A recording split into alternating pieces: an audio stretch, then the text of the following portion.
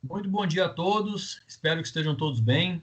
Vamos dar início à nossa aula, a nossa primeira aula sobre ações educativas em saúde e segurança do trabalho. Vamos falar um pouquinho sobre essa área de atuação, respectivamente da UC11, né, a nossa unidade curricular número 11, que fala, né, um pouquinho aí sobre programas de treinamento e capacitação.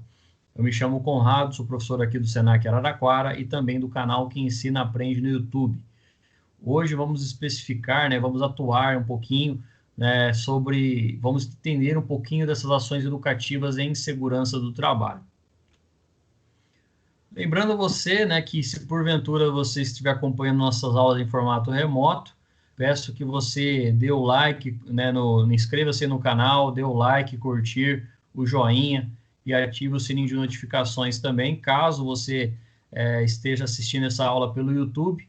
E também, se quiser me seguir lá no Instagram, né, no LinkedIn, né, a minha rede profissional de atuação também, né, através do meu perfil no LinkedIn. Quando a gente fala sobre ações educativas em segurança e saúde do trabalho, eu preciso entender, né, primeiramente, quais são os tipos de ações educativas. O ser humano, desde que nasce, ele já é educado, ele está num ambiente propício para a aprendizagem, né? Uma criança, quando ela nasce, ela sai do ventre da sua mãe, ela já começa através da sucção, né, que é um processo oral, e através do tato, através do toque, ter experiências ou experimentações. Mas pegar ali um indivíduo, né, um pouco mais velho, um trabalhador que já está na sua fase adulta e começa a identificar que ele precisa aprender, né, principalmente aqueles trabalhadores mais antigos das empresas, é algo um pouco mais complexo. Então, uma criança, a gente consegue fazer com que ela aprenda através de ordem, através de exemplos, através de simples instruções. Já uma pessoa um pouco mais velha, né, apresenta uma série de restrições e também uma série de objeções relacionadas ao aprendizado. Por isso que a gente tem que buscar alternativas que facilitem essas ações educativas. O objetivo principal, né, desses tipos de ações, primeiramente, passa por identificar quais ações de saúde e segurança, né? Então, a gente tem ali desde de simples formulários, painéis, folders, instruções que são fornecidas a um público, né? Como também simples instruções que você pode bater o olho ali, né, identificar situações como são o caso das sinalizações de segurança. A gente tem uma NR específica que fala sobre sinalização de segurança, que o trabalhador ele vai bater o olho, vai buscar na sua memória ali, e ele vai conseguir identificar o que significa, né, qual o risco específico daquela atuação. Nós temos que ainda definir as atividades para a realização de ações educativas. Então, o ideal, né, como técnico de segurança, é montar em todo início do ano já um cronograma, um calendário de quais ações educativas que ele vai trabalhar. Nós estamos iniciando, por exemplo, o mês de abril, que ele é chamado de Abril Verde, né, porque ele tem, primeiramente, uma justificativa, né, a gente vai trabalhar isso um pouquinho com vocês ao longo do desenvolvimento dessa OC, e o Abril Verde, né, ele tem um significado que é de prevenção a eventuais, né, acidentes, doenças de trabalho. O Abril Verde, ele pode ser, por exemplo, uma campanha educativa a ser montada ali dentro de uma organização para que todos os trabalhadores entendam o propósito da segurança do trabalho. E nós temos ainda como propor ações educativas envolvendo também meio ambiente e saúde. A gente vê muito relacionado ao meio ambiente, com a preocupação, né, relacionado a lixo reciclável, a destinação correta de resíduos, né? Mas lembrar que esse é um papel do profissional de meio ambiente que a gente pode, enquanto técnico de segurança, também desenvolver, né, com foco na saúde, com foco em segurança. Então, quando a gente fala sobre essas 3 principais vias, né, são 3 tipos de ações do técnico de segurança que vão ali trabalhar de maneira mais assertiva e de maneira mais coerente, né, com o seu desenvolvimento. Lembrando que o foco do profissional da segurança vai ser montar um calendário dessas ações, um cronograma dessas ações e, naturalmente, né, propor ações educativas, seja elas de segurança, meio ambiente ou ainda de saúde. Nós temos ainda como desenvolver capacitações de saúde e segurança do trabalho, e essas capacitações, pessoal, elas vão ser treinamentos específicos, né? Então, eu tenho ali, por exemplo, uma empresa que ela tem espaço confinado, mas eu não tenho trabalhadores, não tem ali capacitação, não tem treinamento, não tem habilitação para atuar em espaço confinado. Então, eu vou precisar criar essa capacitação.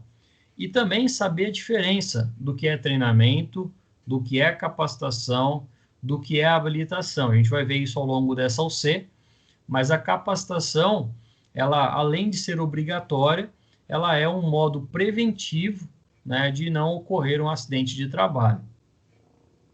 Devo identificar as necessidades da implementação de eventos, treinamentos e programas de saúde e segurança do trabalho. A gente sabe, por exemplo, que todo trabalhador que vai utilizar ali um equipamento conforme a sua necessidade, né, principalmente equipamento que tenha movimentação de carga, que é previsto lá na NR 11, a norma regulamentar número 11 fala sobre empilhadeira, por exemplo. Então, todo operador de empilhadeira, ele já passou por uma qualificação, ele já fez um treinamento, tem a sua habilitação. Mas eu posso identificar a necessidade, né, de eventos, treinamentos e programas de saúde e segurança do trabalho. Esses eventos, eles podem ser ali chamados de blitz, né, que é feito pelo técnico de segurança, como se fosse uma blitz realmente de um policial, né, que vai ali identificar, de um policial ou de um agente de trânsito que vai identificar eventuais desvios dos motoristas. Só que levados aqui dentro do ambiente de trabalho, uma blitz para motoristas e para operadores de empilhadeira. E no caso dos treinamentos, eu posso, por exemplo, montar um treinamento ou ainda reciclar, né, vamos falar assim, né, ou recertificar os trabalhadores que vão operar empilhadeira. Então, a norma prevê, né, a NR11 especificamente, a gente viu isso lá na NR11, que é previsto uma reciclagem desse trabalhador a cada 1 ano. Então, ele pode ser feito tanto de modo externo, né? Então, existe uma empresa que vai realizar essa qualificação de modo externo, tá bem? Mas também posso realizar isso de modo interno. Então, percebam que quando a gente fala sobre a necessidade de implementação de eventos e treinamentos, eu tenho naturalmente a realização de uma parceria, né, com equipes externas, e também tenho que ter o meu público-alvo, né, que vai ser ali aqueles operadores de empilhadeira para realizar o seu treinamento, a sua reciclagem, né? Muitos educadores não gostam desse termo reciclagem, mas eu não vejo problema, até mesmo porque a gente precisa passar por essa reciclagem, né? Seja para renovar a nossa CNH, ou seja, até no momento que a gente tem ali uma punição, né, na Carteira Nacional de Habilitação, é necessário realizar essa reciclagem.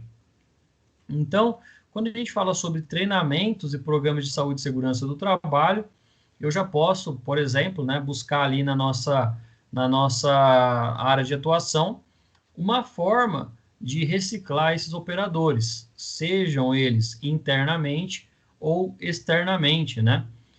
Vai existir um conceito de treinamentos in company também, que é um treinamento feito dentro da organização, dentro da empresa, e ainda nós temos a possibilidade de encaminhar esse trabalhador para um treinamento externo. Eu tenho ainda a forma de identificar os treinamentos específicos de acordo com a atividade a ser realizada, que aí a famosa, né, o famoso maio amarelo, que aí é o mês seguinte, né, nós temos o abril verde e o maio amarelo, que são os treinamentos relacionados à área de segurança do trabalho. Então, quando eu falo sobre o Maio Amarelo, é uma campanha nacional relacionado à área de atuação específica, né, do trânsito, seja ele para pedestres, para ciclistas, para motociclistas e também para condutores de veículos. Então, no momento em que eu identifico treinamentos específicos, vai ser de acordo com a atividade a ser realizada.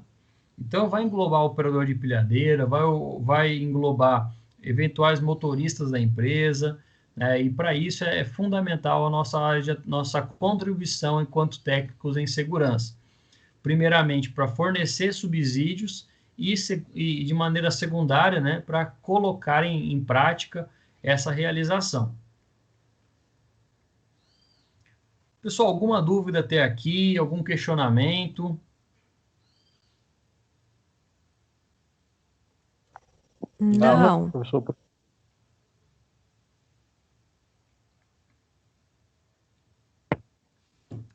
Então, vamos lá. Primeira campanha, né? Primeira ação educativa, pessoal, é a campanha. A gente vê muito essa questão das campanhas dentro de cidades e até pela força policial realizando campanhas de conscientização de trânsito. A gente, quanto técnico de segurança, vai precisar desenvolver uma espécie de teia, né, de auxílio, uma rede de suporte, tá bem? E essas campanhas, elas visam, né, naturalmente, né, esse suporte visa o desenvolvimento de campanhas. Eu posso, enquanto técnico de segurança, buscar ali do poder público, né, uma parceria com a minha Câmara de Vereadores do município. Eu posso, enquanto técnico de segurança, buscar uma parceria com o comando da Polícia Militar da minha cidade.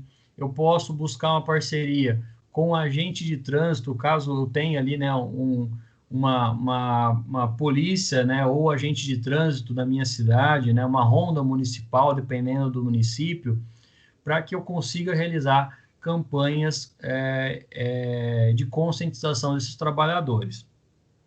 A nossa preocupação maior nesse momento vai ser, naturalmente, o acidente de trajeto.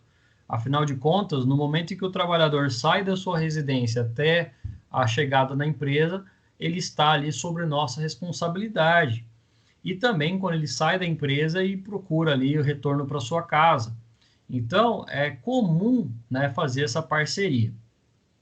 É cada vez mais frequente notícias e relatos de acidente de pessoas que apresentam problemas de saúde, né, de acordo com as suas atividades profissionais executadas ao longo da vida. Então, uma campanha de conscientização, ela parte do princípio que ela já tem um conhecimento prévio.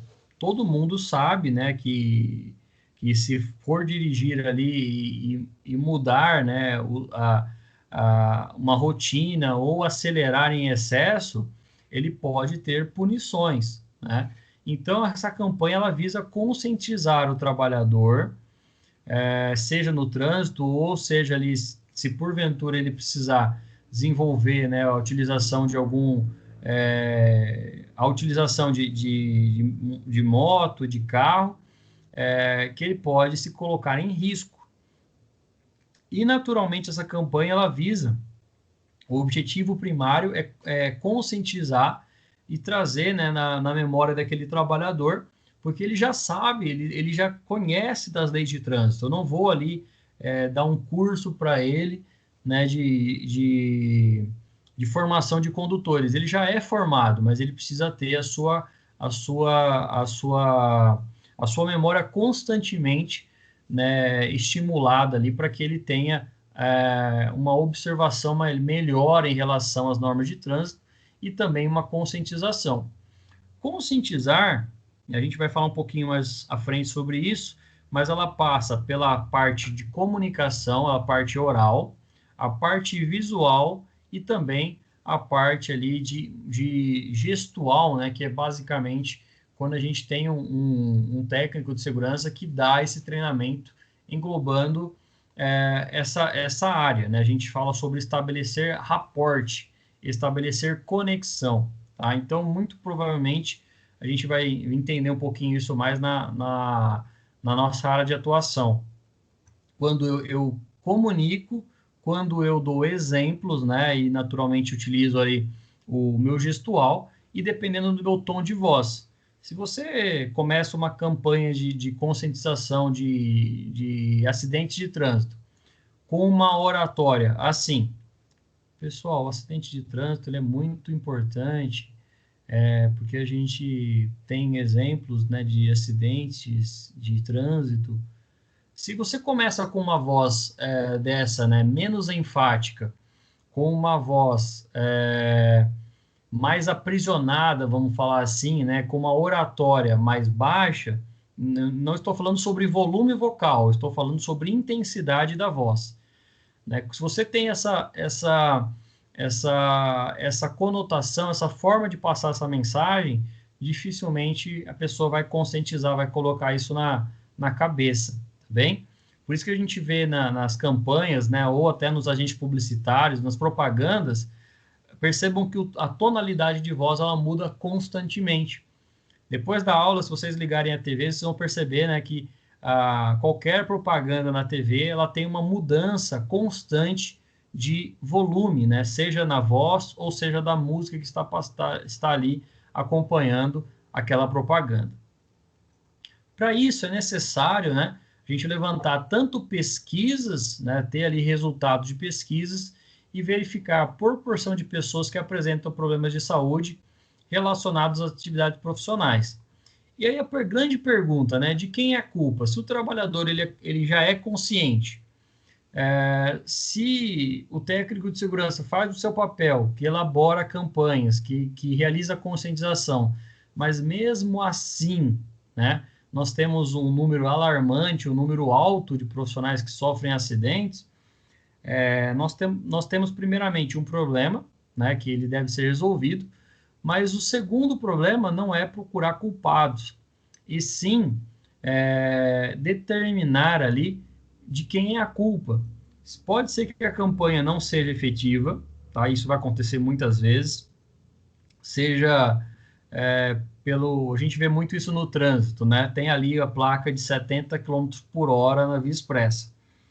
Mas aí nós temos acidentes na via expressa, ou nós temos ainda necessidade do poder público tirar dinheiro de caixa no meio de uma pandemia para colocar radar, né? E de quem é a culpa? É do próprio motorista, né? O poder público ele vai querer financiar, né, essas câmeras, mas ele vai ter um retorno financeiro depois através disso, né? Isso é óbvio, né? No trânsito principalmente.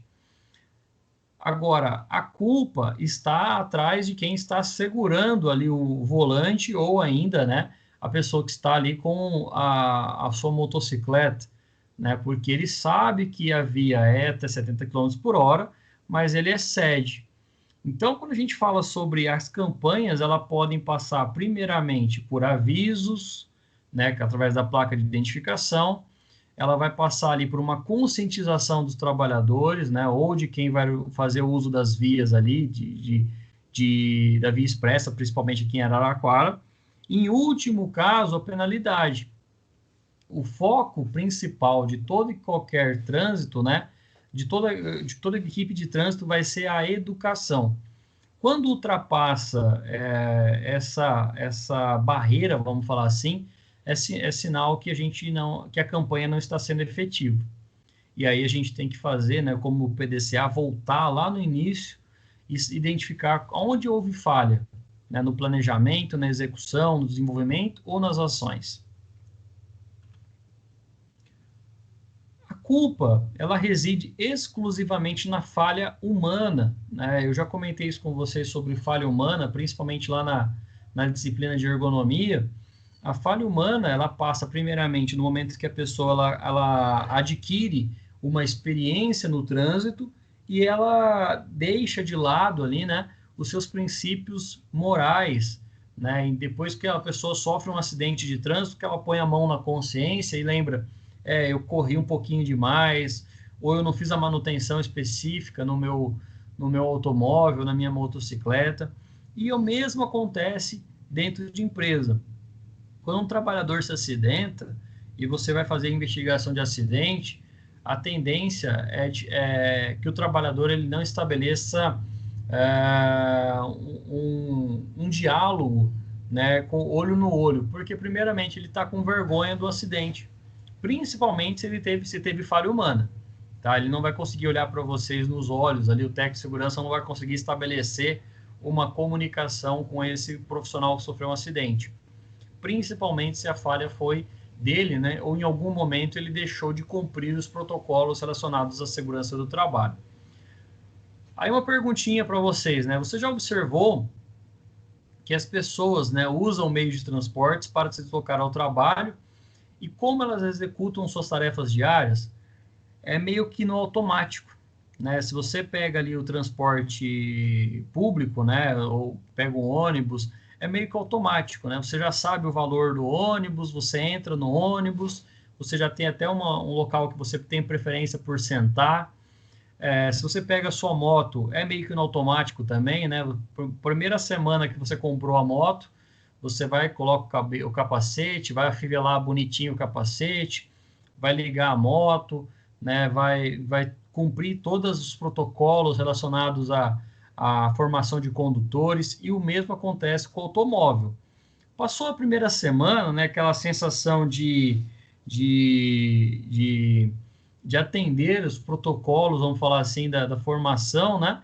Elas acabam sendo deixadas de lado. A gente vê muito pessoas que ligam o carro, principalmente, né? E aí, quando eles estão andando com o carro, eles puxam o cinto, né? Porque eles já se condicionaram, já adquiriram um hábito, né? E aí que mora, né, o problema. Quando a pessoa ela adquire um hábito, e esse hábito nem sempre é positivo, significa que ele está se colocando em risco, tá? Então, quando a gente fala sobre o risco na segurança do trabalho, a gente viu que existe o risco e o perigo, e o risco, ele tem que ser controlado. Ah, mas Conrado, eu dirijo aqui com a mão e com a outra mão e puxo o cinto. Será que isso não isso é risco ou é perigo, né? É uma grande pergunta. Ele deixa de ser um perigo, né? Ele já se torna automaticamente um risco.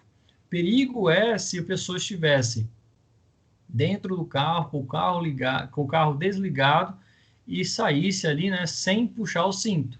Agora, a partir do momento que ele assume a direção, ele tem a qualificação, ele ligou o carro, está em deslocamento e depois ele puxa o cinto, né, naturalmente ele falhou na sua tarefa, né, que era basicamente cumprir todas as etapas. Puxa o cinto, né, depois liga o carro. Então, quando a gente fala sobre a campanha de conscientização, eu preciso colocar na cabeça do profissional no profissional, do trabalhador, que o técnico de segurança vai montar a campanha, vai conscientizar. Mas quem deve ser consciente em relação ao risco ambiental, em relação às atividades que vai ser realizada e, naturalmente, ao longo do trabalho, quem precisa constantemente buscar, né, lá na sua memória, como deve ser feito, é o próprio profissional. Ele já certamente, né, tem uma certa idade, já tem ali uma qualificação profissional, e quando a gente fala sobre campanha de conscientização, é para buscar, né, trazer novas informações ali no cérebro, e depois a gente vai entender um pouquinho mais como é que funciona essa retroalimentação do cérebro através de conscientização. Não é surpresa verificar que os acidentes ou afastamentos relacionados à saúde ocupacional, elas ocorrem pela falta de cuidado ou falta de observação às leis que regulamentam e regem o trabalho. Além da falta de cuidado e das observações ali relacionadas às leis, nós temos ali o famoso, né, a famosa autoconfiança. O trabalhador que ele está no ambiente de trabalho há 10, 15 anos, que realiza aquela função 10, 15 anos em contato com eletricidade, ele adquire, né, ele vai adquirir uma autoconfiança muito grande. E é nesse momento que mora, né, o perigo, que mora ali a possibilidade de um acidente de trabalho.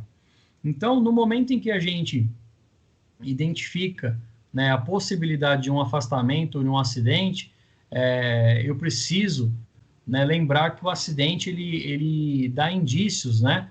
Ele dá ali sinais né, que aquele acidente vai acontecer. Então, compete ao técnico de segurança levantar essas informações dos quase acidentes, dos incidentes, com os profissionais, com quem ele trabalha ali, para também montar uma campanha de conscientização. A gente vê isso, né, constantemente nos meses, né, principalmente nos meses de fevereiro e março, que são os meses que fecham o verão, né, quando a gente está em casa, né, ou quando a gente liga a TV, fala ali sobre a campanha de cuidado, né, com o nosso quintal, com a possibilidade de criar ali ambientes propícios para o desenvolvimento da dengue.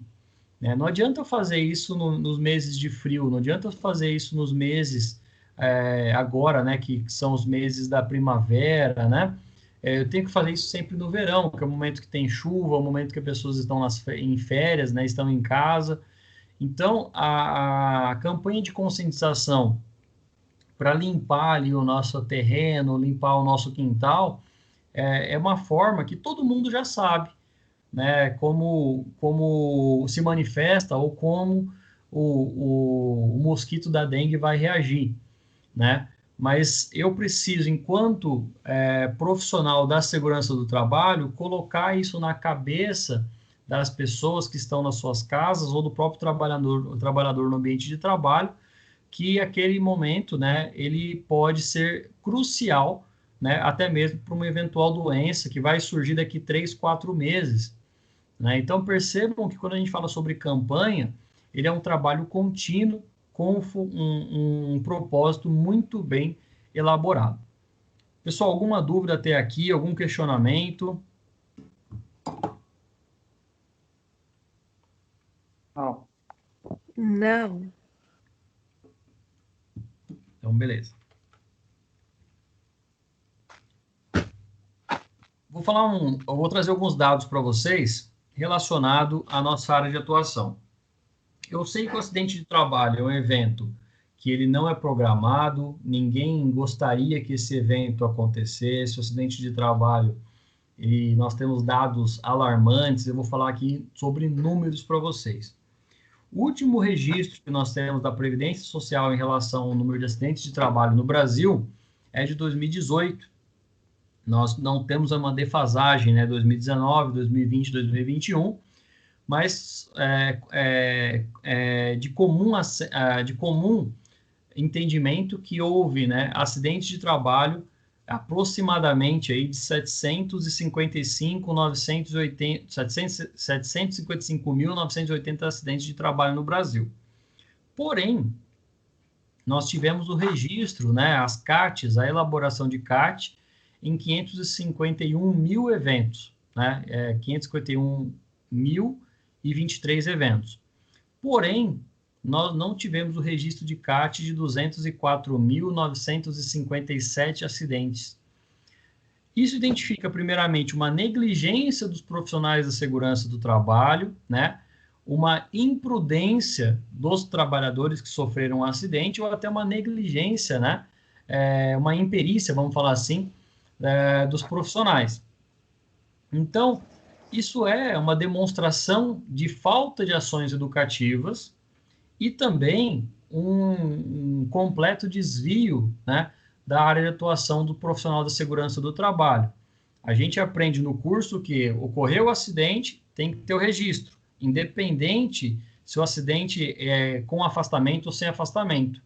A gente aprende na legislação previdenciária que a CAT, a comunicação do acidente de trabalho, é uma segurança para o trabalhador, para a empresa e para a própria Previdência Social. Mas percebam, né, que existe uma falha na comunicação.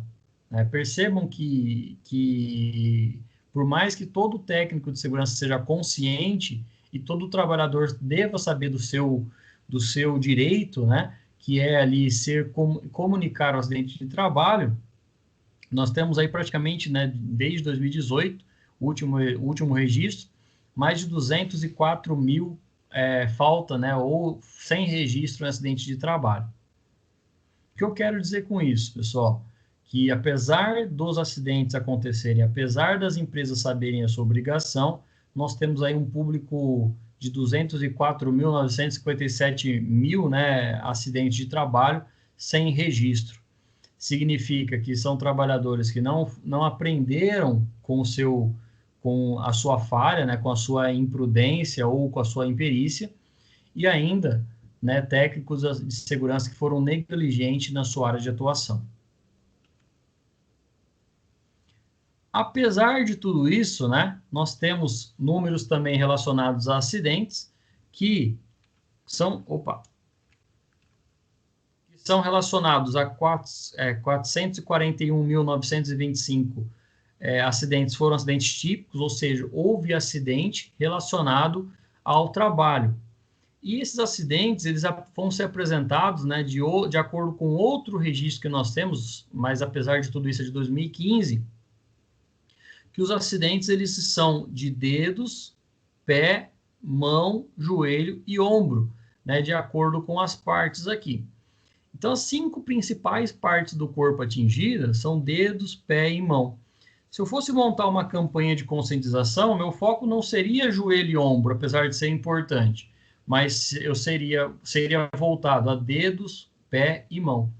Toda vez que eu falo sobre ações educativas, eu tenho que colocar na cabeça do trabalhador que a sua mão é a sua ferramenta de trabalho. Então, uma forma de identificar, né, os acidentes típicos, de conscientizar também através de ações educativas, é colocar ali na cabeça do trabalhador que toda vez que ele for colocar a mão em uma máquina, toda vez que ele for pegar um objeto, ele tem que pensar 2, 3, 4, 5, 10 vezes se forem necessárias, porque existe uma predominância de acidentes relacionados a dedo, pé e mão. 20 mil, né, são considerados acidentes de trabalho. Existe, pessoal, uma diferença, uma discrepância muito grande, né, quando a gente fala sobre doença do trabalho, do que acidente típico ou ainda acidente de trabalho, acidente de trajeto. Por quê? A doença do trabalho ela vai se manifestar anos depois do trabalhador se aposentar ou sair daquele ambiente de trabalho. Então, o trabalhador que atuou ali 35 anos numa empresa e se aposentou, quando ele vai para outra fase da sua vida, né, ele vai começar a apresentar ali sinais, né, de hipertensão arterial, vai começar a apresentar dores, né, na região da coluna, vai apresentar inflamações no seu ombro, nas suas mãos, e ali pode ter uma relação, né, do ambiente de trabalho com aquela doença. Por isso que a quantidade aqui, né, é bem menor, né, em relação à quantidade de acidentes típicos. Em contrapartida, nós temos ali praticamente 3 vezes a mais de acidentes de trajeto. Por quê? O acidente de trajeto é como se fosse um acidente típico, né? Ele acontece no momento em que o trabalhador está no seu período laboral. E eu preciso compreender isso para focar minhas ações educativas também relacionadas a trajeto. O acidente típico, né, que é aquele acidente que existe relação clara, né, o nexo causal em relação ao ambiente de trabalho, a máquina e o acidente, né, o acidente e o acidentado, só que o trajeto, ele tem basicamente o acidentado e o ambiente, e já não tem a figura do ambiente de trabalho. É simplesmente porque ele excedeu a velocidade, ou porque ele recebeu uma fechada no trânsito, ou porque ele não cumpriu as normas previstas, né, no Código de Trânsito Brasileiro. Quando eu falo sobre acidente de trajeto, nós temos aqui uma predominância, né, de 88.742 acidentes de trajeto. E aí eu faço uma pergunta para vocês, se vocês quiserem fazer alguma pontuação ou abrir o microfone para questionar. Será que esses 88.742 acidentes de trajeto, será que esses trabalhadores que sofreram um acidente, eles não tinham qualificação? Será que eles não tinham a CNH? Será que eles não tinham a formação de condutores? Ou o acidente aconteceu porque o acidente simplesmente acontece? É uma pergunta para vocês. Será que eles tinham qualificação ou não?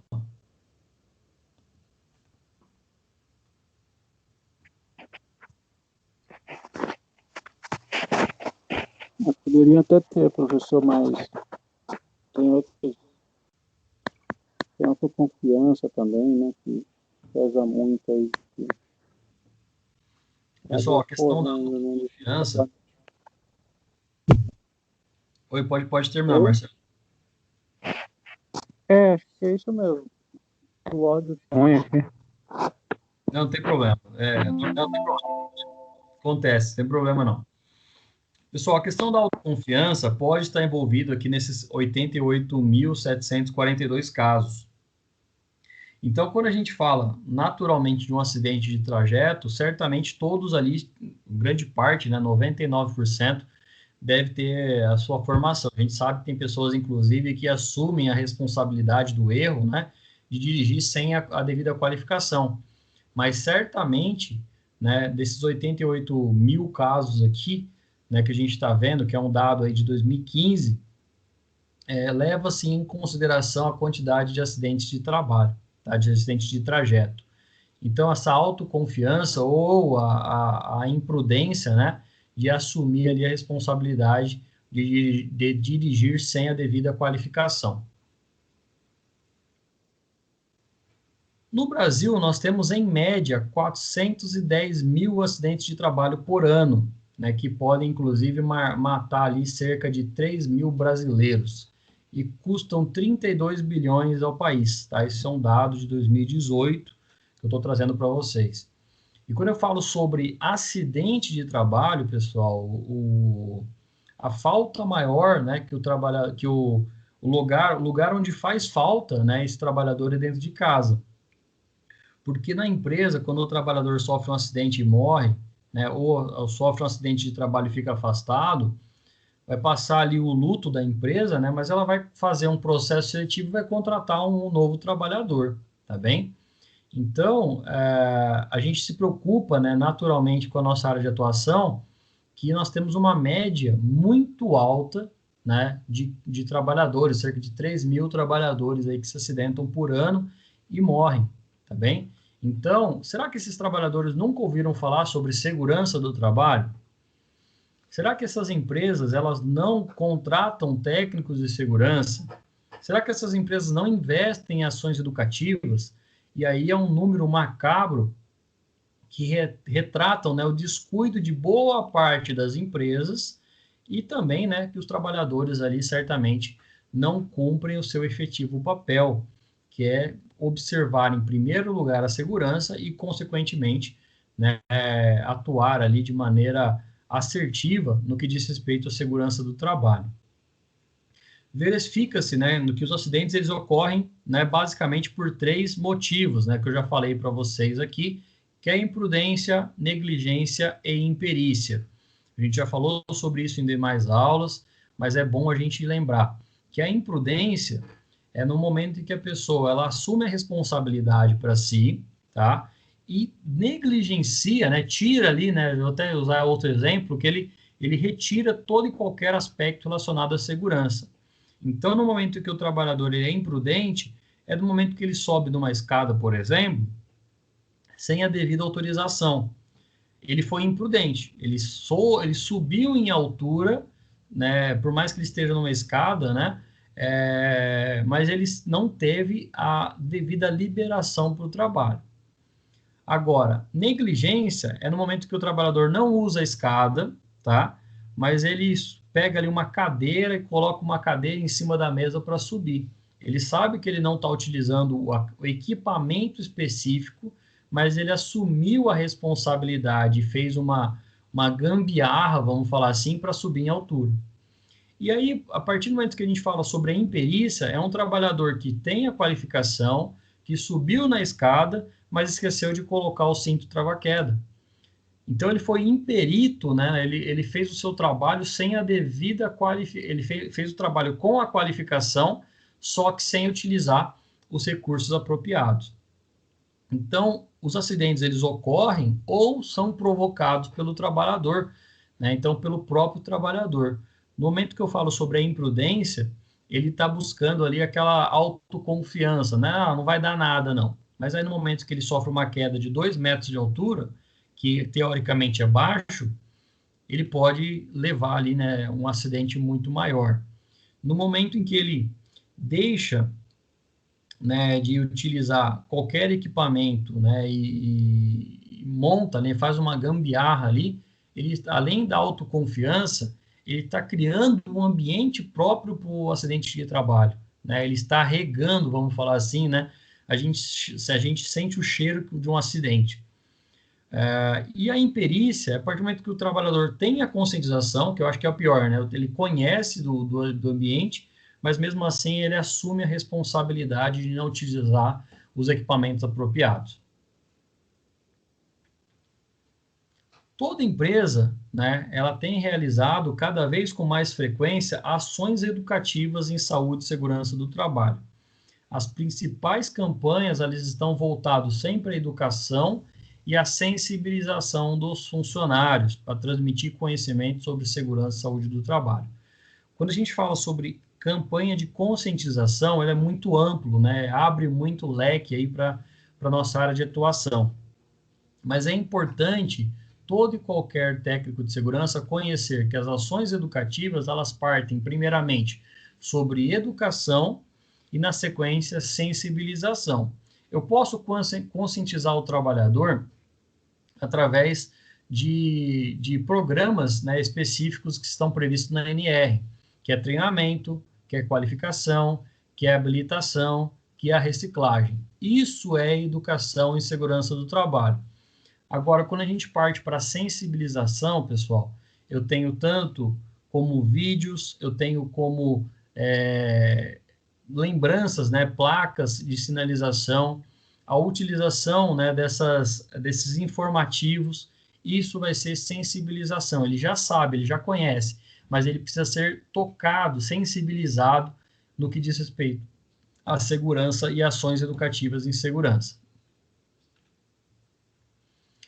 Não basta apenas as empresas investirem em campanhas, né? É necessário que o trabalhador adquira consciência que trabalhar com segurança é saber trabalhar, né? Eu até brinco com em algumas empresas que eu presto serviço, com alguns trabalhadores que eu converso, que eu não quero ensinar eles a trabalhar, eles já sabem, eu quero sensibilizá-los que a segurança do trabalho é importante para a vida deles, para que eles voltem para casa, para que eles brinquem no final do dia com seus filhos, para que eles revejam os seus familiares, para que eles tenham uma vida segura, né? Uma vida futura, né? Porque qual que é o propósito da vida, né?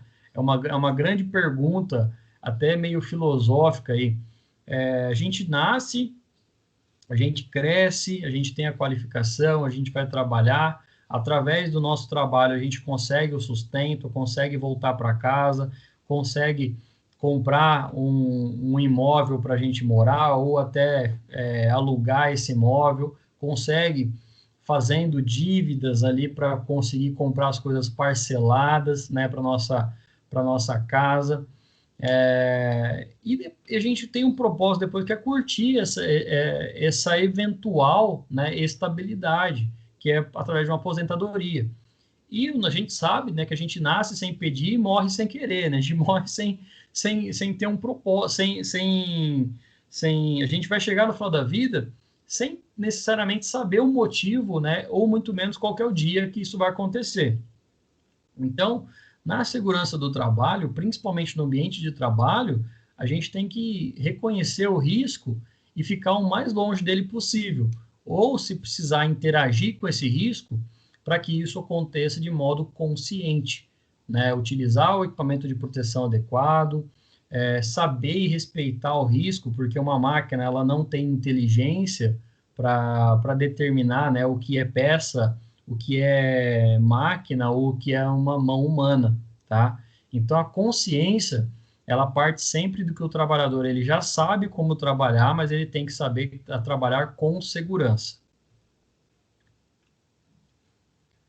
O conceito de ação educativa é um fluxo contínuo de informações, troca de ideias e experiências, né, com determinadas áreas, para um determinado grupo de pessoas, com o objetivo de ajudar e prevenir sobre um determinado tema.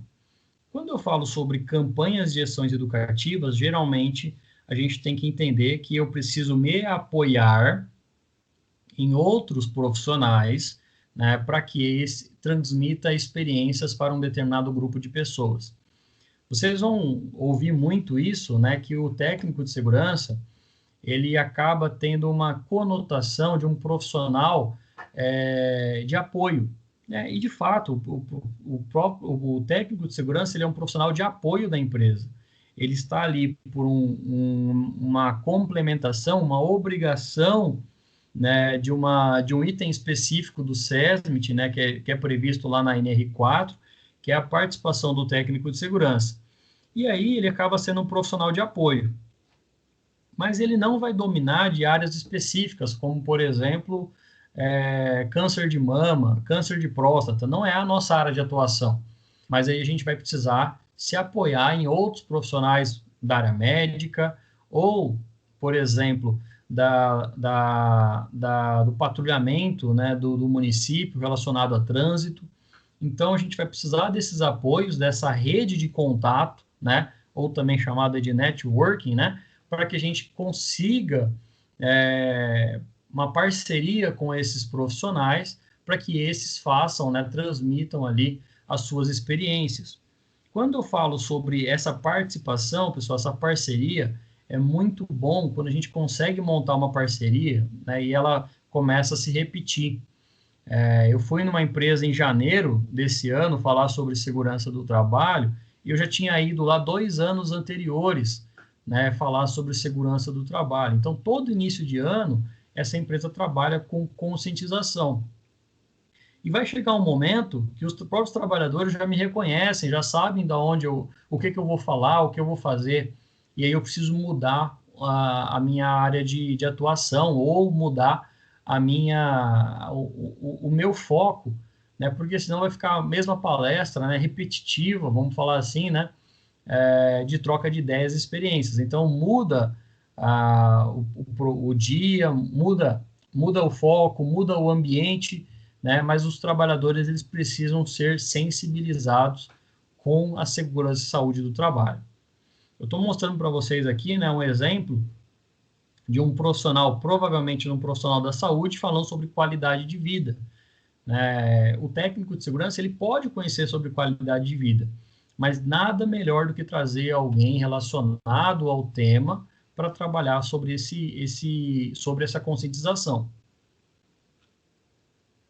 E as campanhas, elas partem, né, de uma escadinha. Primeiramente, engajar esforços no sentido de eliminar acidentes, criar um ambiente de vigilância, tá?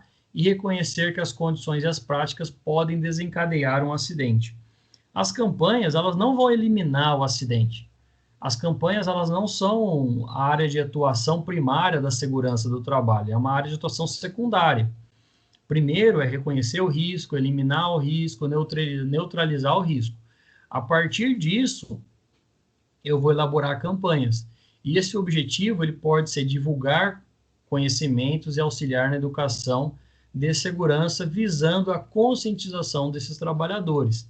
Então, eu tenho que lembrar o trabalhador constantemente que eu tenho que criar um ambiente propício para eliminar a possibilidade de acidente. O trabalhador e o técnico vão criar uma atitude de vigilância, vão estabelecer uma comunicação, né, que todo e qualquer acidente ou a possibilidade de um acidente vai ser comunicado ao técnico de segurança. Aí está a importância da PSIPA, está a importância de um grupo ou de um comitê específico relacionado à segurança e saúde ocupacional. E, por último, né, essa equipe vai reconhecer as condições. Somente depois dessa etapa, a gente vai começar com as campanhas de conscientização.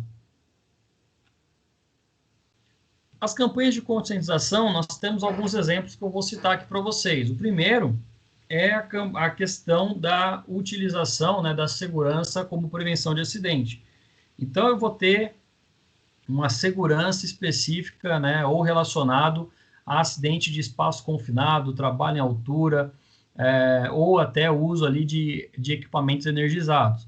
Eu sempre vou ter que ter, né, uma equipe de apoio para que eles observem essas situações.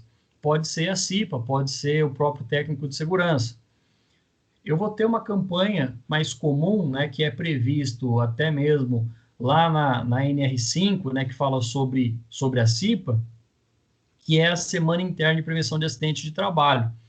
A Semana Interna de Prevenção de Acidentes de Trabalho, ela, primeiramente, ela é obrigatória, né, vamos lembrar que a lei prevê, né, a NR5, ela tem força de lei, né, assim como todas as NRs. Então, eu tenho a obrigação de elaborar e ter registro dessa CPAT, tá? Então, é uma das campanhas mais comuns. E eu tenho ainda campanhas quanto ao uso dos EPIs. Então, quando a gente fala sobre equipamentos de proteção individual, vamos lembrar que a NR6 prevê da sua obrigatoriedade, o fornecimento, a guarda, a conservação, a substituição, e o técnico de segurança precisa fazer também, né, não só o técnico de segurança, mas toda empresa, fazer ali uma cobrança efetiva quanto ao uso dos EPIs. E esse uso dos EPIs, pessoal, a gente tem que lembrar que não é só obrigatório o profissional ou o trabalhador utilizar, mas que ele deve ser conscientizado quanto à importância desse uso, né? Então, eu posso elaborar os famosos DDS, que a gente vai ver um pouquinho mais à frente, como também eu posso fazer ali uma espécie de conscientização quanto a esse uso. Nós temos ainda a prerrogativa, né, de trabalhar como campanha sobre HIV, né, ou a AIDS, né, a gente, vamos buscar lá na memória, que quando foi elaborado, né, as normas regulamentadoras lá em 78, nós não conhecíamos, né, muito sobre o vírus HIV. Então, existe, né, dentro da CIPAT, a obrigatoriedade de trazer, né, pelo menos um dia da CIPAT com foco à prevenção das ISTs, né, que agora são chamadas de ISTs, infecções sexualmente transmissíveis, né, sejam elas relacionadas a HIV ou não. Tá? Não lembrar que não é só a AIDS, nós temos outras causas prováveis também.